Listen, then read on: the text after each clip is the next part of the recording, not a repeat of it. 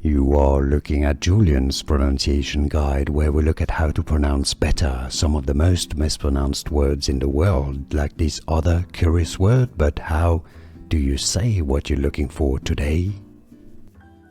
We are looking at how to pronounce these names, as well as how to say more confusing names that many mispronounce, so make sure to stay tuned to the channel to learn more correct pronunciations.